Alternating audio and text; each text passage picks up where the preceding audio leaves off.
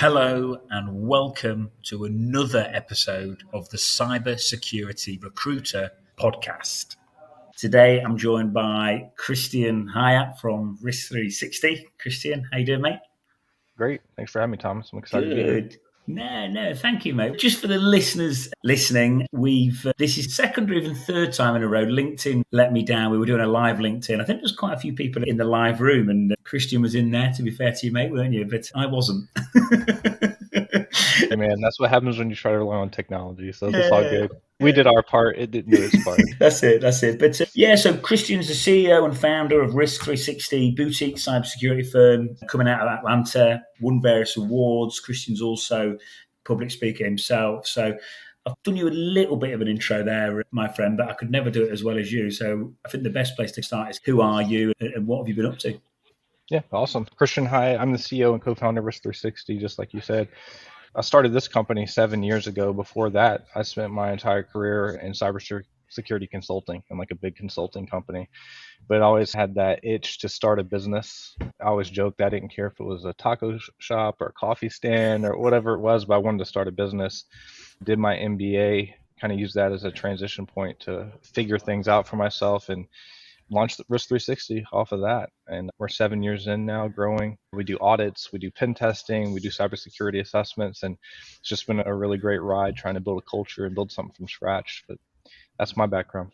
Cool. Just so you know, Risk3sixty is a damn sight cooler than a taco shop. You've already smashed your target. So yeah, very good. All right, Christian. So look, the bulk of my listeners, some of it's my clients, so business owners or like internal talent acquisition recruiters in large tech companies, stuff like that. But the bulk of my listeners are pen testers themselves.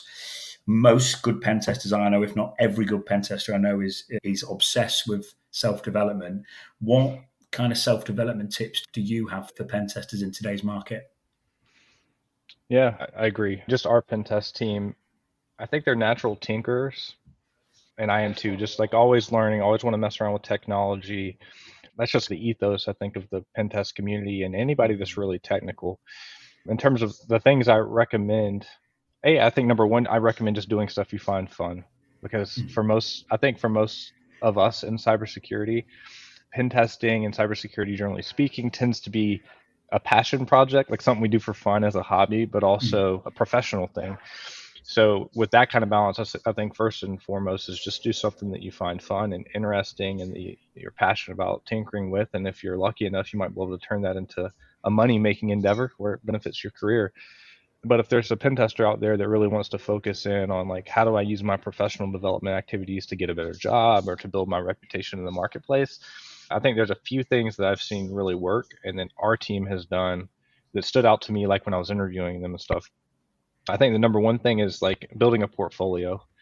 So what that means to me is that could be a website, that could be GitHub repos, that could be research, that could be talks and presentations, but some type of like curated portfolio where you can get some credit for all the hard work you've done and all the contributions you've made to the community. Because what I've seen a lot of technical people do is they're doing all that stuff, they're contributing, they're being productive members, they're not compiling it, so they can't tell people about it, or the layman who's hiring them or interviewing them doesn't have a good way to understand what they're doing. So compiling all that stuff is a really good way to do it. For me, I started blogging. I've been blogging for 15 years. Risk3sixty was actually a blog before it was a company. The Risk3sixty was a URL available. I thought it was cool. It was like 360 view of risk.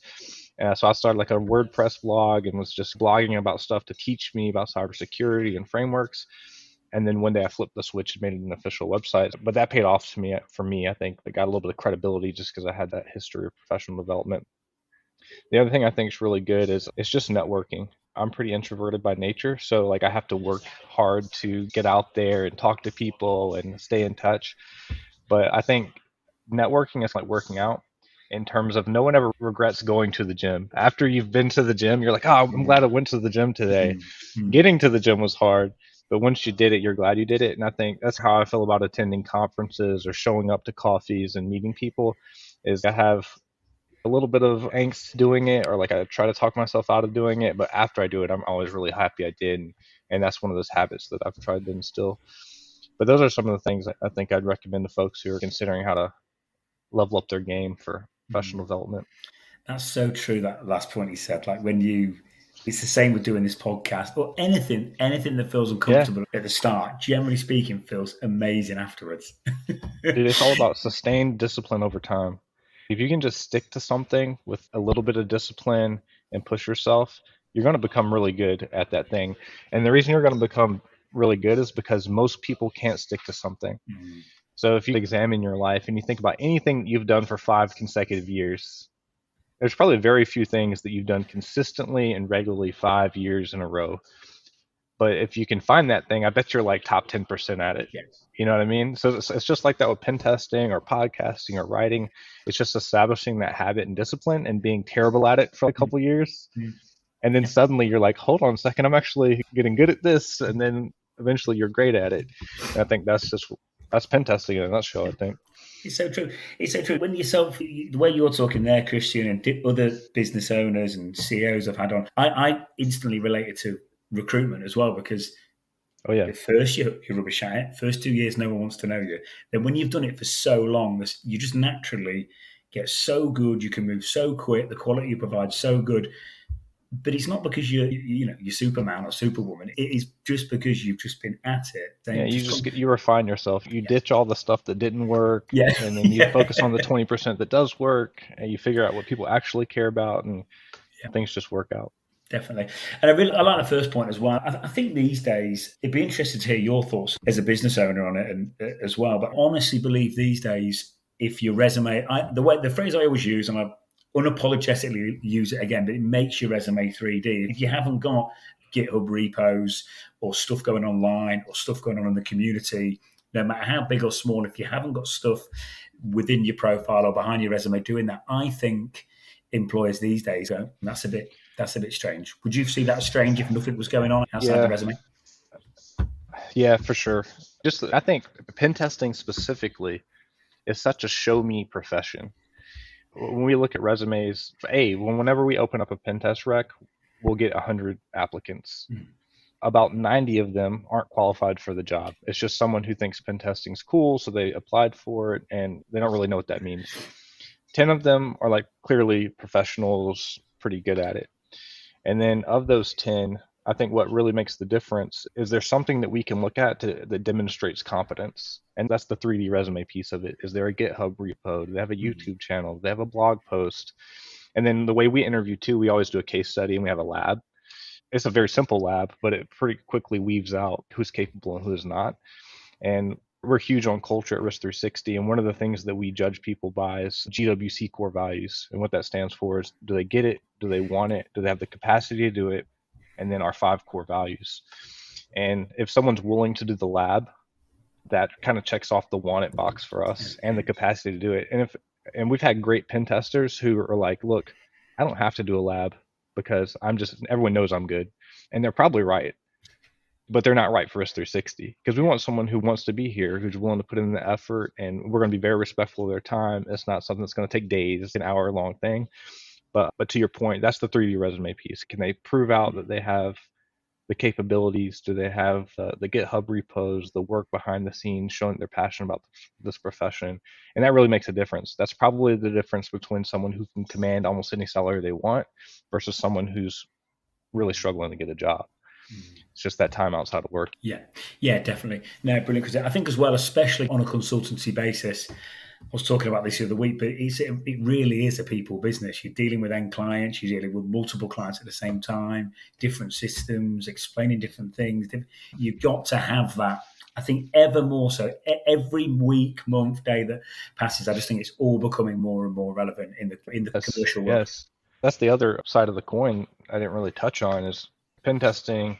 Very naturally, people think of that as a technical job, which it is. But what I have found is that as you move up in your career, the technical piece of it often matters less, and the communication piece of it matters more because you either have to communicate to the team that you're managing, you have to communicate to your peers, you have to communicate to the clients that you're serving or the internal stakeholders that you're serving. And it becomes less about your technical ability to do the job, more about your ability to provide great service.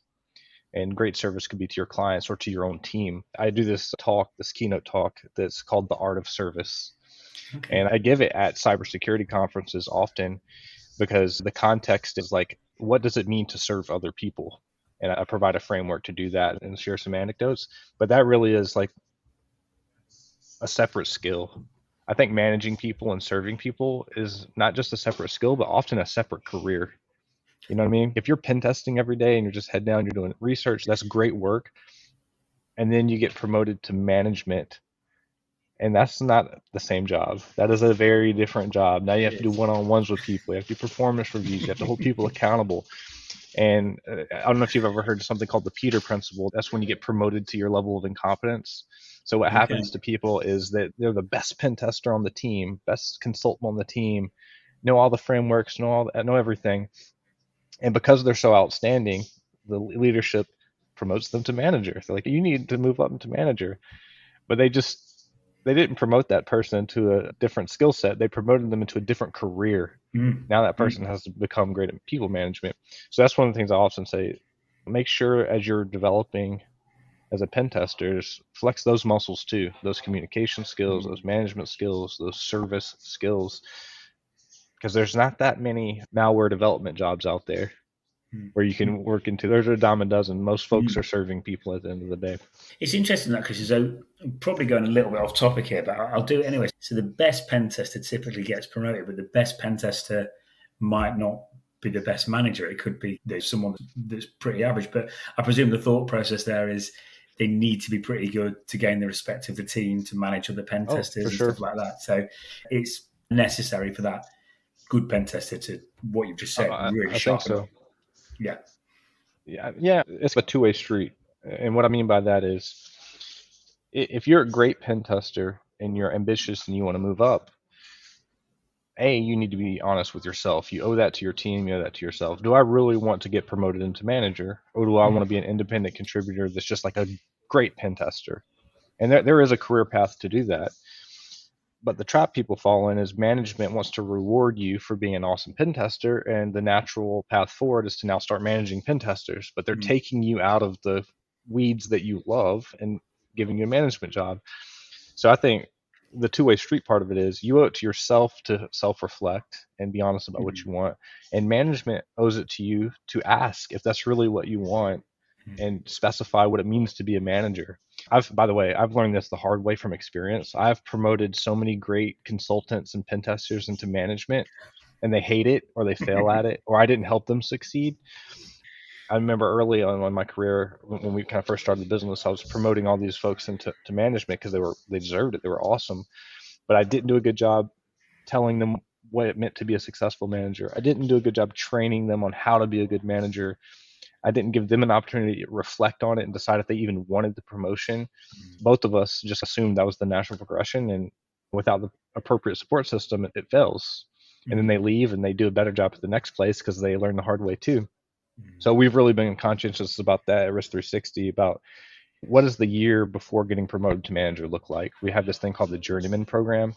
It's a 6-month program that you're with some peers at the company where you have an opportunity to self-reflect, think about what it means to be a manager, what your leadership style would be, what the roles and responsibilities of management are. So leadership development course. And then by the end of the Journeyman Program, you're either in a good place to become a new manager, or you can opt out.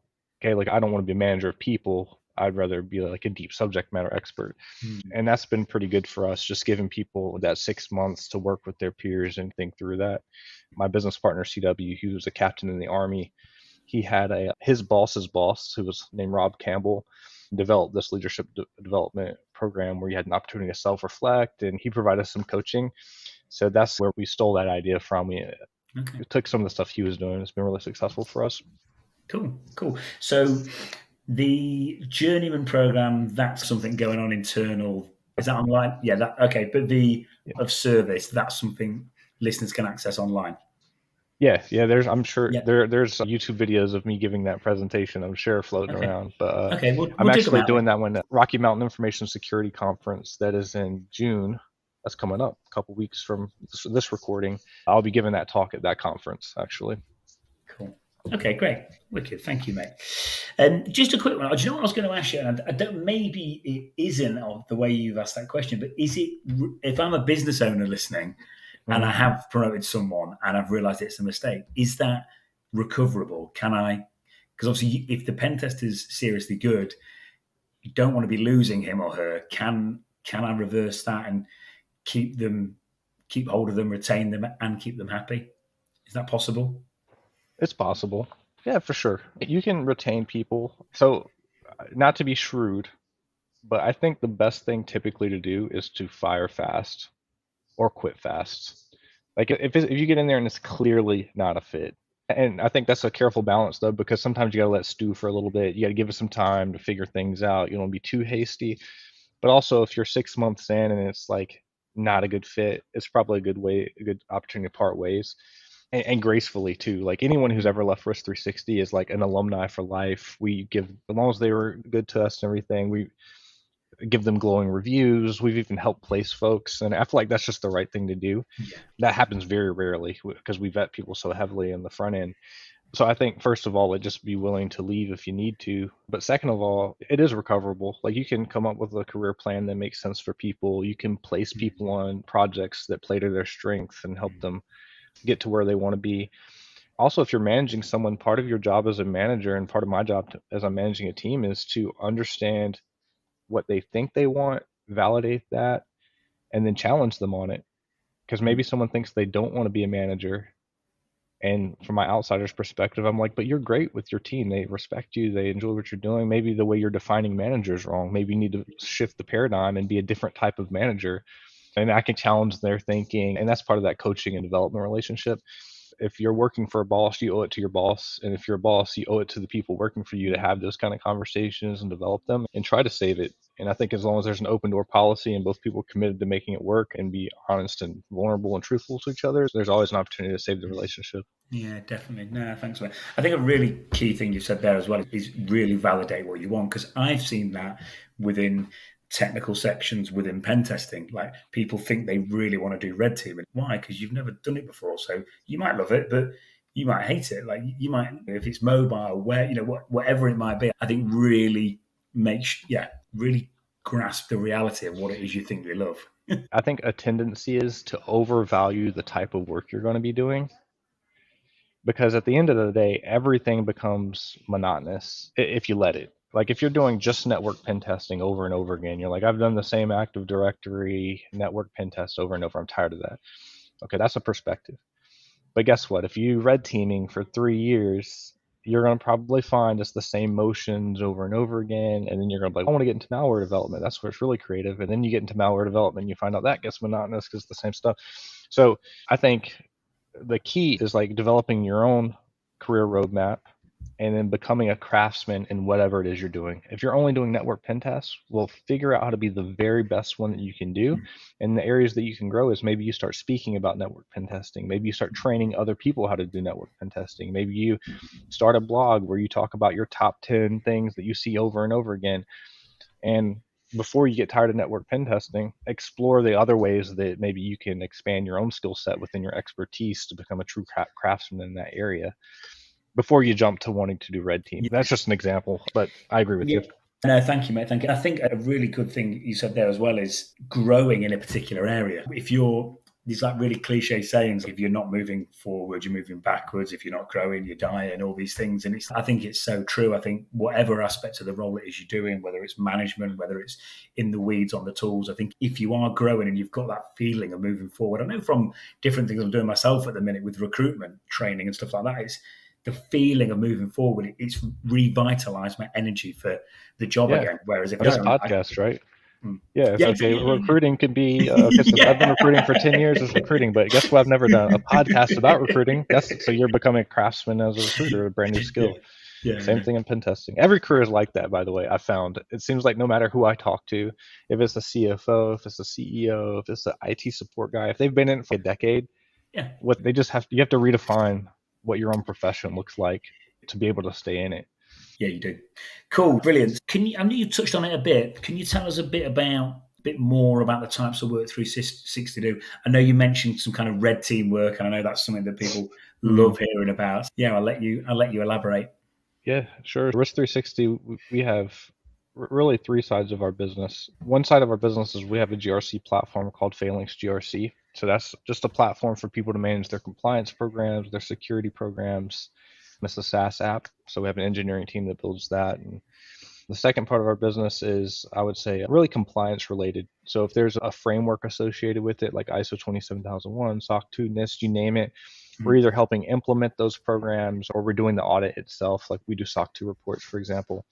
And then the third side of our business is more of an advisory piece. That's when we're helping build out security programs or doing security assessments. That's where our pen test team sits. We call Renegade Labs.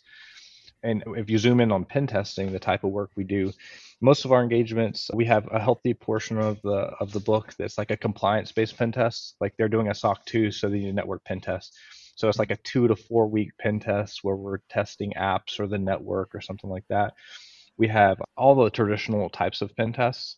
So most of our clients are in the tech sector, so mostly large tech companies, meaning they probably have a product, they probably have a network, they might be remote, they might have non-traditional network setup. So it could be a network pen test, a web app pen test, mobile app pen tests, social engineering, that the whole package. It's really just depending on the client's goals. And then we have some engagements too that are more long-term. You can call them red team, you can call them continuous pen testing, where the client has a whole set of missions and they want to do stuff multiple times a year or throughout the year to achieve some goals. So a pretty good spectrum of types of work. The one thing that is, I would say, consistent with us though is almost all of our clients are tech clients. Some of them do have a traditional network, but almost all of them are cloud based. One of the big three cloud providers, almost all of them have a product of some sort, which makes it interesting because they're always at the cutting edge of what they're trying to implement. So when you have a conversation with the CTO that's thinking about the cloud and thinking about containers, and by the way, they're thinking about chat GPT, it forces us to be like, all right, how would we do something like that? Rather than just a big manufacturing company that has Windows 2000 with tons of open exploits. So it's just a little bit different dynamic because we're working with those tech clients like that. Yeah, cool. So you've got a really nice spread, no danger of getting pigeonholed off into anything. You've got a whole array of different Yeah, things. we're pretty diversified. I think everyone's probably aware of what's happening in the market right now in terms of tech layoffs. A lot of the very well-known security companies and pen test companies have done some layoffs here recently. We have been very fortunate in the fact that we've been growing really well through this whole thing. There's a lot of reasons why I think we're still growing through all of this, but it's just a fortunate thing for our business that we're still hiring pen testers through this and still growing, and our clients are still doing more work with us, not less. So I just feel really fortunate to be in that place. Mate, no, that's brilliant. And do you know what? I love hearing things like that. And I'm seeing it my side as well because I've got certain clients that stop hiring altogether, and I've got certain clients that are still hiring like crazy. So I know, and I know from what you've just said there, and I know there's pockets within cybersecurity that are still like on fire in a good way, like these like people Yeah, that are really still moving forward. If I am a business owner listening, or let's say I'm a pen test listening, it is fascinating. Like what I know you said, there's a number of different reasons why you're growing. What are they? sure. So I think there's a couple big reasons. One is I think we just do good work. That's hard to manage, but like we actually don't have any churn with clients. We have had clients leave, but if you just look at our portfolio year over year, we're doing like 110% growth. So we typically land at a client and grow the client. Like almost no client leaves. So I think just that testament of good work, the types of relationships that we develop with clients make us more stable. So that's one reason. More macroeconomically though is Risk360. We're bootstrapped, meaning we own ourselves. We haven't taken outside funding. We control our own destiny. The upside to that is that we don't have investors breathing down our neck, asking us to trim staff or making us hit profitability or growth targets. Everything that we do is self-enforced, which means if we want to take less profits to keep our people, we can do that. If we want to grow in certain industries because we think that's prudent, we can do that. So it just gives us a lot more control. The downside is we're not infused with millions of dollars of cash where we're throwing it away. And lastly is I think because we're diversified as a business, as certain sectors of the economy are being impacted by a down economy, since we're spread out, it doesn't impact us that bad, because we might have a few clients that were impacted, but it's not our whole portfolio. And we don't have one client that represents like all of our revenue. So if they went away, we'd be in big trouble. And I know some peers in the industry, great businesses, but it happens. They fell in that trap, or maybe they had one client that was a $10 million client and that went away and they had to do layoffs, or they had investment and their private equity firm said, you know what, you need to break even. So that means you got to trim some staff. And those are just elements that we're not subject to. And I think it's been in our favor in a down economy. Yeah, no, thanks, mate. The private equity, whether it's coming from, I don't know, the money's coming, wherever the money's coming from, private equity or wherever, if you've, just a figure I'm looking at a thin air, if you've taken on 200 million in PE money and the interest rates have gone up by 10%, that's a lot of extra money. So that money's costing a lot more than it used to. Yeah, for sure. And I'm not digging that, just for clarity. No. I'm not downing the companies who did. That's a viable business strategy. It's fun. You grow fast. If you go back a year ago, people were saying risk3sixty was crazy because everybody wanted to give risk3sixty money. And it just seemed like it was a good time to do it. We resisted that. Fast forward to today, everybody's, look at all those companies that took money. They're regretting that now. But it's always easy to say in hindsight. So bottom line is, like, every business has risk and reward. Right now, I think risk3sixty is just benefiting from some of the prudence and some of the discipline we've showed in the past. Yeah, brilliant. And I agree, Christian. I think if anything, we're probably saying, I almost say any company that has taken on big investment that's had to lay off, that's what I've said to certain pen testers. I've said, look, to a certain extent, their hands are tied because they're getting told, you must do this, you must do this. So even as a founder at that stage, I would imagine there's only so much you can do. Absolutely. I can promise you those founders are like, their heart's broken when they have to do that. That's not an easy decision. It's easy to demonize like companies who have done that. And I'm sure there's cases where they deserve to be demonized, but for the most part, those founders, they're really trying to do the right thing. And it's just an unfortunate situation. Cool. All right, mate. Moving on to, I know culture is a thing we've spoke about before. I think I checked LinkedIn once and I saw you and your colleagues sprinting through a load of mud on a weekend, and I just thought, God, when does this man relax? But talk to me about culture, and I know it's important to you. If you can tell us how you implement a good, solid culture internally. Yeah. Culture is one of those things where I think everyone says they have culture. It's like everyone brags on their culture, it seems. For us, I think, when me and my co-founder named Christian Hyatt, when we started the business, I was always part of strong teams. He was a military guy. I was part of strong teams. Even our friendship blossomed over similar values between the two of us about wanting to build a strong team with a strong culture. And for us, that was always number one over even like dreams of building a big company. It was just like, let's build something really cool that we enjoy being a part of. And we felt strongly that if we did that, then all the financial stuff, all the growth would follow. And if it didn't, that's okay. Like, culture first. Like, we just want to be in it for the enjoyment of it. And then it turns out, if you want to grow a company, that's exactly how you do it. It has to be culture first. Like, we started hearing from other founders, they're like, that's the only way to do it, actually. So I think some of it just comes from our own personalities and backgrounds. And some of the first things we did was we came up with core values. So we have 5 core values. Everybody has core values, but we were like, how do we get these core values really inculcated into the culture where they mean something? So that's where we came up with the GWC core values hiring methodology. There's a business coach named Vern Harnish in a book called Scaling Up, another one called Traction by a guy named Gino Wickman. They both talk about how to hire this way. Preemptively, we were like, let's hire people who are good fits and who are also passionate about the same things, the same culture. Then we said, all right, what else can we do? So what else we did is we embedded into performance reviews. So we do performance reviews twice a year. An element of the performance review is core values alignment. How are you meeting the core values? We train on the core values. So we're really serious about that. Even during the journeyman program I was talking about earlier, part of that was like, we want managers to be able to predict the decisions that we would make and also make decisions similarly to how we would make it. So we came up with a decision-making framework that also embeds the core values. An example might be, do we fire this client because they're mistreating our people? And take it through the decision-making metrics, and that clearly doesn't align to core values. That helps drive a decision. So those are, like, I think, the essence of how we've built culture. And then there's the things like on social media. So like we try to do something. One of our core values is grit. Grit doesn't mean working long hours. It means like passionate persistence, kind of like we talked about earlier, sticking to something. So to represent grit, we try to do something hard as a team every year. So historically, we've done 100-mile relay race. We did a 200-mile relay race. We did a Spartan race. And a bunch of the team comes, and you don't have to run the race. You might just be helping drive a vehicle or giving out candy bars to the team as they run it, but you can still participate in that struggle with us. So trying to build it into that way. We do swag. We fly the whole team in quarterly to do quarterly team meetings. We practice something called open book management, where at each quarterly we present the health of the team, the financial health of the business, and where we're taking the business and all that kind of stuff. So those are just some of the things that we really try to build and live, not just say we have core values, but live by those core values and make decisions in alignment with them. And I think it makes a big difference. So a lot of people, when they join the company, so there's this phenomenon called risk3sixty therapy. I didn't invent this, but someone started telling me out of the blue. They were like, you know what, man, 6 months into the company, I feel like I went through therapy. Like I just feel back to my old self. I was like so depressed at my last job. And I was touched by that. I was like, man, that's such a deep thing to say. But within a month, like 3 other people said almost the exact same thing to me. And then I found out like the team was talking about this. They're like, yeah, it's risk3sixty therapy. We talk about it.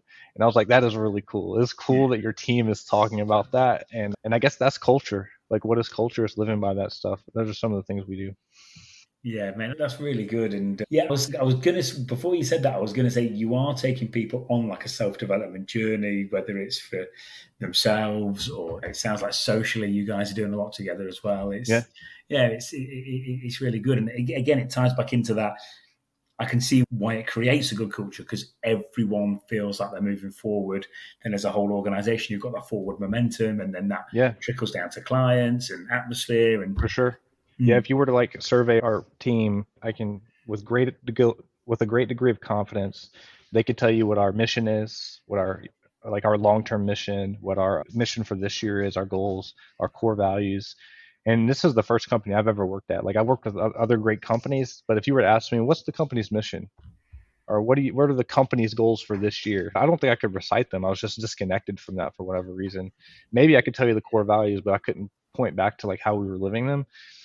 So it feels refreshing to just have like trying to build something that where everyone's on the same page about that kind of stuff. Yeah, definitely. And you know what? Long term, I really see this kind of thing paying dividends in the market. You said at the start of that question, you said, yeah, we just wanted to build a great company and then worry about everything else later. And then you were like, oh, shit, that's what you're meant to do. And it's I've seen it work really well. And we talk about why certain companies are thriving and certain companies are struggling. And I do think this is a lot of it. And where your morals are at, where your head's at, what's really going on internally. I had Brad on from FRS Secure, and similar to you, like they've got 100 staff, they're ridiculously busy. But when you look at what they're doing, it's all the same type of stuff you just mentioned. It's like they really genuinely care, really want to do stuff for the community, really want to help out, and it just works. It's a long-term play, but it's the best way to operate. I think it's like one of those counterintuitive things in life. Like you hear all those like Zen sayings, if you want to push, you pull, like those kind of things. But it's kind of like that with business. It's like you give first, you give abundantly, you care, and guess what? The marketplace and your people give back. So it's just one of those things. It's so easy to fall in the trap of wanting to be selfish or just out of fear, trying to self-preserve or be very conservative and all that kind of stuff. And I don't blame anyone who feels that way because I think you're acting out of a little bit of fear. But then when you just pour into people and pour into the marketplace and really try to give back and be genuine, that counterintuitive piece, the market gives back to you. There's a book by Jim Collins, and one of the sayings, I'll butcher this a little bit, but he basically says, hey, if you can harness a team's energy and get them rowing in the same direction, that's unstoppable. Like you can't stop it. If you get a dedicated small group of individuals, you can't stop them. You can look at the SEAL Team 6. You can look at any small elite team. Like it doesn't matter who they're against. If they're all dedicated to a mission, you really just can't stop them. I just forget about it. So I think about our team the same way. It's like we're not a big team, but if we can harness all the team's energy to do that one thing, it doesn't matter what the market does. We can be successful.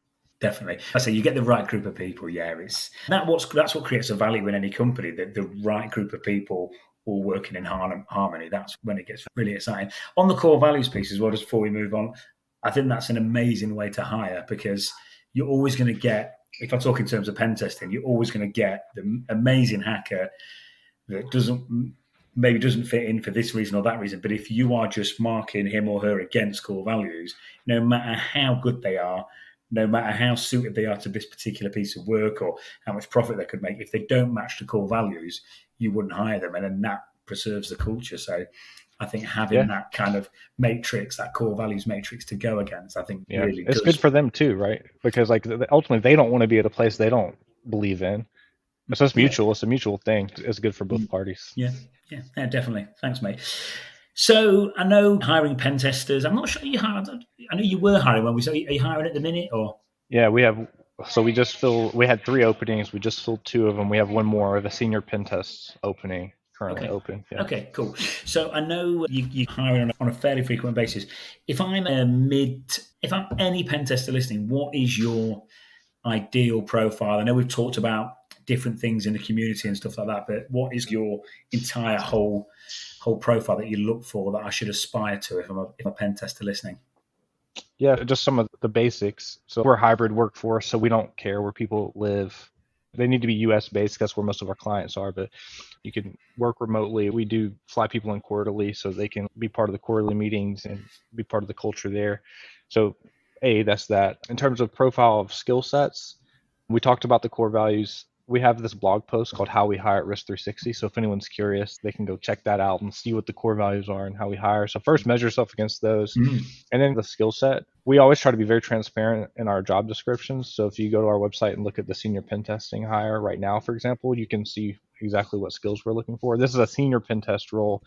So that's going to be someone 2 to 4 years in their career. So like early mid-career, not entry level. And then good technical background, like I kind of mentioned earlier, like experience with the cloud, of course, like blocking and tackling around network pen testing. So those are some of the basics that we're looking for. Cloud's massive at the minute, isn't it? Like I'm seeing it in my cloud. It's like everyone needs to be good at cloud. Like it's just such a growth area, isn't it? I think so. It definitely is for us. And I don't know if I'm biased because that's just our client base and our focus area, but yeah, basic cloud's table stakes at Risk3sixty because 80+% of our clients are cloud exclusive. No, I'm seeing it just so you know, I'm seeing it like across the client base, like a role I'm working on now, like a principal role, like they've got to at least have AWS, preferably either Azure and GCP as well. It's funny. It's a necessity. This is how I just saw an article and they were like, I can't remember who wrote it, but it was a group of people saying that maybe cloud infrastructure should be classified as critical national infrastructure. Because they're like, if you think about it, it's like a utility. Like all the Fortune 500 are using it. Every company is basically on one of the big 3 cloud providers. If anything happened to AWS, like a nation state were to like try to take them down in some way, it would be devastating to the economy. So it's almost critical infrastructure at this point. And that comes back to what you're seeing in the pen test world. Yeah, cloud is basically the de facto skill set you need.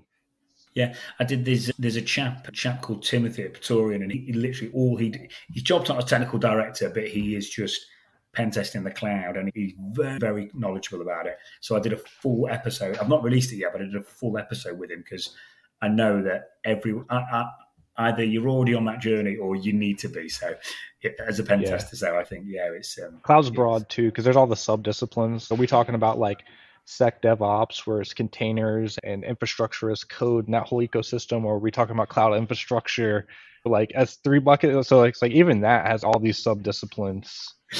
Even just AWS's acronyms, mate, get me. It's like, why can't you just call an EC2? Why you just can't call it a VM like everyone else does? That's why I respect. I do appreciate Azure for that reason, as they just call things what they are. So you can read it and you know what that thing is. Yeah, no, definitely keeps it interesting. Okay, mate. So I was reading one of your newsletters quite a while ago. I was reading one of your newsletters. Can you tell us a bit more about how they can benefit the listeners, what they're all about? Sure. So if you just want an inside peek at the company, one of the things that we do, man, I think we've been doing this for going on 5 years now, almost since the beginning of the company, is putting out a quarterly newsletter. So internally, the newsletter serves the purpose of just like reflecting on what happened the last quarter. Because when you're growing this fast and you're this young of a company, every quarter feels like a year. So what we started doing is putting together that quarterly newsletter to talk about big pieces of thought leadership, big events at the company, promotions, new hires, clients, that kind of thing. And then we were like, you know what, we should just open this up to the public. And so we post them on the website. So if you just want an inside peek at the company and kind of see where we've been over the last few years, quarter over quarter, that's the inside baseball. You can learn probably about as much as anyone can learn about Risk360 by reviewing those. So if you just want to check out the company before you try it before you buy it type of thing, I think they're really insightful in terms of what we're all about. Yeah, okay, cool. Yeah, brilliant, mate. Renegade Labs, I know you've touched on it. Can you tell us any more about that for pen testers listening in? Yeah, sure. So internally, we call ourselves Strange Renegades. That's like our little internal cultural phenomena. And that comes from the book Scaling Up. I mentioned the guy Vern Harnish who wrote a book called Scaling Up. And there's this chapter about people. And he says, if you're really hiring good people, outsiders might think they're a little bit strange. And I highlighted that section. I was like, that's cool. A couple of pages later, he'll be like, they'll even be renegades in their industry. And I highlighted that. And it was like, I was like, oh, strange renegades, that's cool. Okay. So I just told the team about that. And I was like, look, strange renegades is what we are. And then like it just took fire. Everybody was like, yes, we're strange renegades. So now it goes on t-shirts and everything else. As we were growing our pen test practice, I guess 3-4 years ago, we didn't brand them differently. It was Risk3sixty, the pen test team. And I think we noticed that there was a subculture within our whole engineering team because we're building Phalanx, the platform, because we have labs, we have a certain degree of just engineering minded people. And they just have a subculture, and we loved it and wanted to embrace it. So we organized the physical office space a little bit different. One of our pen testers self-designed a little logo. It was like an R, and he was like Renegade Labs, and we're like, dude, let's adopt that. That's really cool. Like Strange Renegades, Renegade Labs. So we started calling it Renegade Labs. So that's the origin story of the lab story. But the team is great. We have the CTO over there. He was hired number 4 at Dell SecureWorks, Kevin. So you're talking about OG who's just been in the industry forever, has an executive presence, has led engineering teams, product teams, pen test teams, has been a buyer of all these services too. So just awesome dude, great leader. Corey, who's our practice leader over there, same caliber of individual, just really into the industry. If you look him up on LinkedIn and see all the things he's associated with, you'll see he's legit. Like he's a contributor in the industry, but more importantly, great leader, great person, cares about his people, like really developing him. He's one of those guys who, when he took being promoted to manager at some point in his career very seriously, and he's arguably a better manager than he is pen tester, although he's a fantastic technical guy. Okay. And then under that, we have all sorts of great guys that are like different specialties, web app, pen tests. They go to conferences. We pay for all the certifications. So those guys are on like basically continuous certification journeys that they work with their managers on. So all the professional development stuff. They have a lab that they try to cook up stuff, cool clients. So just a really cool subculture that does great work, has great clients. Our clients appreciate us. And then most importantly, I think it's just a sustainable culture. Like when you get in there, like one of our guys is going to a soccer camp with his kids. I'm like, all right, have fun. So there's just like plenty of room to live a life outside of work. And we're very cognizant of that because I think that's part of balance. So solid culture, solid team, good clients they're working with, and then plenty of time for family and whatever else you're going to do outside of work as well. Cool, mate. Sounds good. Sounds like a really good self-development culture for the offensive guys as well. I think so. Yeah, that's what we tried to create. Yeah, sounds good. I think as well on the kind of the balance piece and having fun outside of work, I think remote working is great, but I think since remote working, it's so easy just to, I don't know if you're the same as me, Chris. I'm sure a lot of people are listening now, but it just blurs in. You can just end up working. I can work so much longer when I'm working remotely, whereas before it would be like in the office, leave the office, and there was that separation. It's just not there anymore. So it is important to consciously think of it, I think. Yeah, I think we've tried to come up with some cadences and some rituals that I think help create some separation. Like as a company, every Monday at 10:30, 6 a.m. Eastern time, we have a company all hands. And it's like announcements, shout outs, that kind of thing. We do each sub team. So like pen testing has a weekly team meeting that they host it their own way. We do quarterly meetings where the whole team comes in. But I think these little routines that we've built as a company create time and space to have a conversation, which in turn lets you cut it off at the end of the day because there's a designated place to do things. So I think for whatever reason, maybe I can't even pinpoint it, that we've done a good job of creating some separation where people can create that home and work separation. Cool. Wicked, mate. Listen, it all sounds exciting. What are the future plans? What's coming up? What's happening for the rest of this year and next year? Any goals, targets, anything like that? Yeah, I think business is as such. You've probably heard this, and maybe some of your listeners have heard this too. It's like every success story was 10 years in the making. This company comes on the scene and they're like, oh, this new great startup. And oh, they're 10, 12 years old. Yeah. And we've been around for 7 years. We've doubled basically every 2 years, including this year. We're going to continue that same growth trajectory, but we're hitting that critical mass where growing is going to be significant. So I think we'll double the company over the next 24 months or so. Feel very confident in that. We're on a trajectory to do that. I think that's aggressive growth, but also manageable growth where it won't ruin the culture while we're doing that. And so I think bottom line is I think it's the best time ever to join the pen test team or risk3sixty generally speaking, because we're getting better clients than we've ever gotten. We're getting cooler logos. We're selling cooler types of engagements. We have better training programs, but it's also we're early enough in that journey that everyone that joins right now gets a say in that. They get a say in what we become. So bottom line, I think there's nothing but upside in joining a company like this. I'm biased, of course, but I'm And really listen, excited about what's to come. if anyone applies and they haven't read that newsletter and they don't know those core values and they've listened to this, wherever they've been. Definitely. All right, mate. What do you think? What do you think you're best at? What's 360 best at? Would you say? What is risk3sixty? So I'll tell you what we're best at. So we're basically a technology enabled services provider. And what that means is there's a lot of companies that do pen testing, there's a lot of companies that do audits or can do a security assessment, but we do it platform enabled.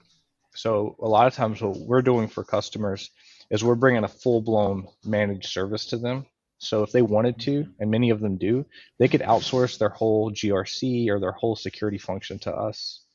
So like they don't necessarily need a CISO and a security team and a red team internally. We have a playbook and the technology and the team that can just do that for them. So what we have companies that, for example, have a CISO or a small security team, they have a ton of compliance requirements, they need a red team, and they contacted us because they just want a security assessment. And then through talking to them, they're like, hold on a second, you mean you can become part of our team? And we can bring that playbook for them. And we're increasingly doing that more and more. We call it compliance as a service or GRC as a service or whatever you want, just as a service. And I think we're one of the few folks in the market that are uniquely poised to do that really well, which is cool because you'll have, part of our labs team with part of our GRC team with part of our vCISO team all working together on the exact same client. And that's a really fun place to be because that's not a transactional pen test where I do it for 4 weeks and I'm gone. You're part of the strategy of the company at that point. And I think we do that better than anyone. That's probably the future of our company, actually. Yeah, brilliant. That's a proper partnership. That's not a transactional relationship. That's Exactly. a proper, client vendor partner. Yeah, no, cool. Like it. And it sounds like there's a lot of opportunities for this. So when you meet a new client, there's so much. You've got a lot to explore with them. Yeah, yes, for sure. We use the bond of joint discovery. Okay, when we're talking to a client, they're like, they showed us the tip of the iceberg, and then we start asking questions, and there's the iceberg underneath, and then we're off to the races trying to figure out how to help the company. Cool, brilliant. Okay, what qualities and attributes do you think make up an absolutely exceptional pen tester?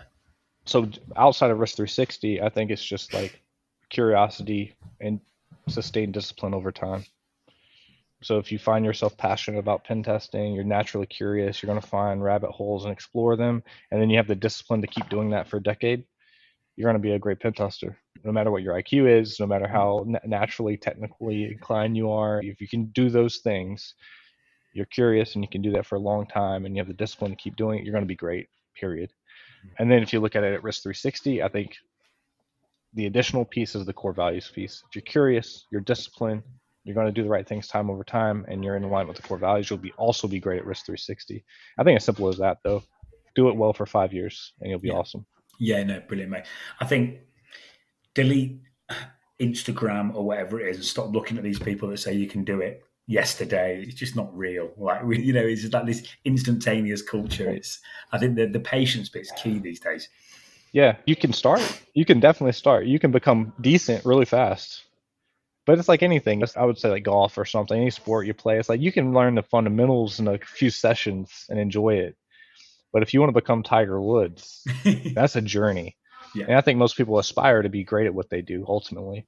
And that is not fast. That's going to be sustained discipline. But if you're willing to do it, like we talked about earlier, you'll be among the few who are willing to take that path, and you'll emerge one of the best. Yeah, brilliant, mate. And Tiger Woods is a great example because it's not linear success. Look at his; it was up and down, to say the least. Yep. So yeah, cool. Okay, mate. I know I promise you an hour. I say this every week, and I always keep people longer, so I'm not doing too bad. But you've got your own podcast. Can you tell us a bit about that? What people can learn from it? Where they can maybe catch a few episodes? Sure. If y'all want to, just generally speaking, I think there's two really great ways to engage with Risk360 and me personally. For me personally, it's LinkedIn. I try to be disciplined about putting content out and linking back to all the resources that we do. I also try not to be like a gaudy social media influencer. I try to be authentic and actually put useful content out. I don't know if I succeed in that, but that's what I try. Do, I do post. You do. You post all. I see it. It's the same time I see it all the time. I'm like, there he is. It's discipline, man. It's good. It's 8:35 a.m. Eastern time every weekday. That's a great way to engage with me. Sometimes I get down in the dumps and I'm like, man, I don't want to keep doing this. So if you hear this and you send me a note and say, hey, I appreciate your content, it'll give me that fuel I need to keep going. But that's the way to engage with me. The firm, though, we put out several videos a week on YouTube, including the podcast that we do.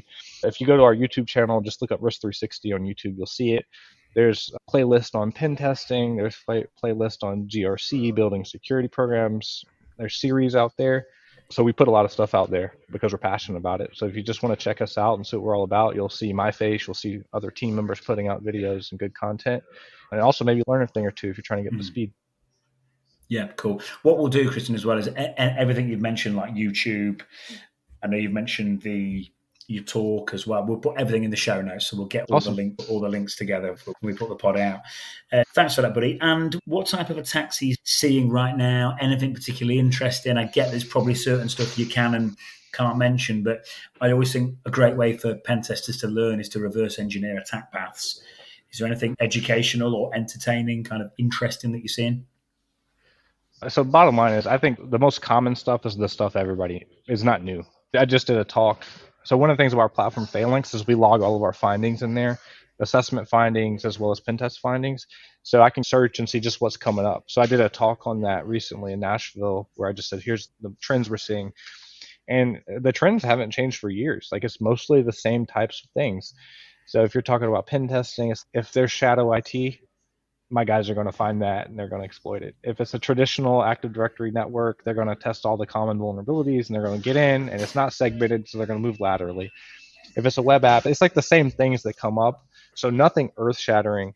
One slight trend that I am seeing is like Internet of Things devices. So we've had a couple pen tests where we'll test a listening device or not Alexa, but something like that. And those things are a nightmare in terms of just the vulnerabilities. Like you can just, like there's hard-coded credentials into AWS and all sorts of stuff. And just from our small sample size, I suspect that's probably common. I could probably take any device from anyone and would have those same types of vulnerabilities. So that's interesting. I know IoT is big, especially in the government space with sensors and stuff. So I suspect, based on my small sample size, that's a trend. And then we talked about cloud, just like common misconfigurations all over the place. We can get to those all day long. But those are some of like anecdotal trends. Phishing, of course, like social engineering, that's been around forever, but still fruitful. Like you can still trick people. So those are some of the trends, I guess. Not new, but still very relevant. Yeah, no, thanks, mate. If I just relate that to someone trying to steal a march on their self-development gains or someone new into the market, how they can make themselves stand out, I think for anyone listening, I think certainly cloud and IoT, and I'm seeing like a lot of hardware hacking stuff as well. I've got requirements myself for that at the minute. That seems to be like an area that's... I think that's a niche area too. There's some demand for it, but not a lot of people that are in it. But you can't go wrong. Learn Active Directory, the network, traditional network pen testing, learn cloud, go spin up an AWS, Azure, and GCP environment. If you do those two things, like you're going to be very marketable no matter what. And if you're trying to get niche, choose your niche. Maybe it's hardware and stuff like that. But yeah. Cool. Brilliant, mate. I think you've covered this anyway. I think you've covered some of this, but I'm going to ask you anyway. The main theme across kind of my LinkedIn profile on the podcast is self-development for pen testers. Can you tell me and the listeners, if there was to join Risk360, how their self-development will be taken care of and any other tips for self-development in general? Yeah, I think we talked about a lot of it, but I would say that Generally speaking, I would split it into two buckets. There's a technical development area, and then there's a leadership development area. We try to focus on both those areas. So on the technical side, there's some fundamentals, like go get your OSCP. If you don't have, that's going to be good for you, good for us. You need to do that. Cloud training. So go learn the cloud if you don't know that stuff. If you're looking for security fundamentals, maybe go get like CISSP. So I would say there's some security fundamentals training that if someone doesn't have that stuff, that we encourage and we pay for that kind of training. There's also other more specialized training, like you need to be really good at web apps or something. So that'd be part of a professional development plan that you'd work with your manager, say, look, I really have this expertise, this inclination, this is the type work I'm doing, let's go get that specialized training. So it's kind of like a pyramid if you think about it. The bottom of the pyramid is your fundamentals, OSCP kind of stuff. It's table stakes to be in the game.